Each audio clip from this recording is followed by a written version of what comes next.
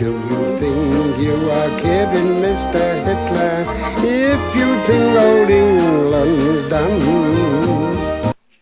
Wrote the Dad's Army book a few years ago, and when I was doing that, I think one of the actors who intrigued me most was John Le Mesurier. And when I got the chance to do a biography of him, I just thought it was well worth doing because he led such a fascinating life. So I did the basic research on his family, which was fascinating. A lot that I didn't know about the hereditary governors of Alderney and the various other great and good members of his family, both the Mesurier and Halili's side, keeping the empire going. So that was all fascinating.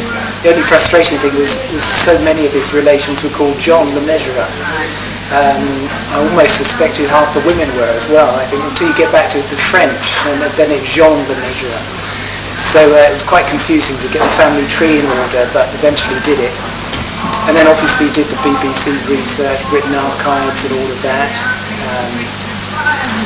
And a lot of that was familiar to me before, obviously, from doing the Dad's Army book.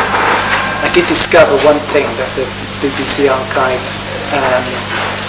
confused the fact that there used to be a sports commentator called John Le Mesurier, and all of his files are jumbled up in John Le Mesurier's, which gave me a shock at first because I thought he's living in the wrong place, or he's covering ice hockey in Innsbruck or something, and finally figured it out. And so for the first time actually they've changed those files so someone won't have to suffer the same confusions.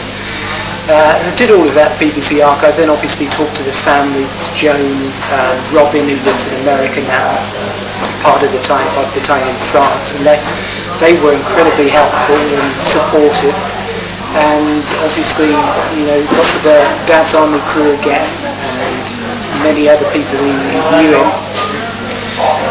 knew the family, and then went around Thetford, Bury St Edmunds, all over where he lived, looking at the area again and finding people who used to know him, and then managed to find quite a bit on his early stage career that I thought was fascinating, because one of the things that I wanted to get out of the book was the fact that he was much more versatile actor than he's made out to be.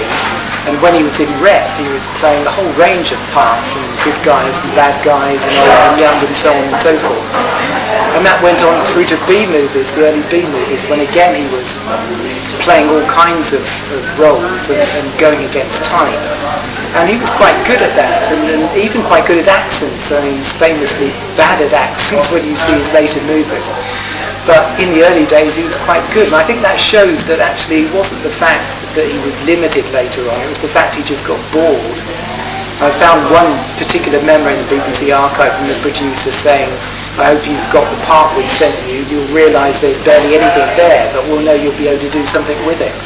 And I think that's what happened. He got exploited, that he was so good at being told, "You're a bank manager or a hotel manager or whatever, a clerk or a judge. Here's the stereotype, try and make it less like a stereotype." And he did the job well, but it didn't push him at all. When he did get the chance late on to do something like Traitor or Flint or some of the other roles, he was very good at it. He showed his versatility, but he'd been really denied the chance to test himself, and also he did get bored and a bit lazy, so he did play to type most of the times. But I think hopefully the book will show that there was a great deal of versatility there that was just untapped in later years, but very evident in his early career. So that was one aspect of the book. The other aspect, I suppose, was just to really show what a remarkably decent man he was, as well as a good actor. And it was heartwarming and fascinating to find out that just everyone I spoke to just really didn't have a bad word to say about him. And really what you saw was what you got with John Le Mesurier. He was a very kind, playful, very decent man, as well as a good actor, and obviously such a key part of Dad's Army. So it's a celebration of him and a celebration of the show again, and hopefully a tribute people will like to a very good man.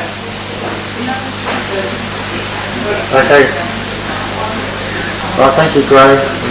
Thanks a lot. Thank you very much. Great pleasure. Thank you.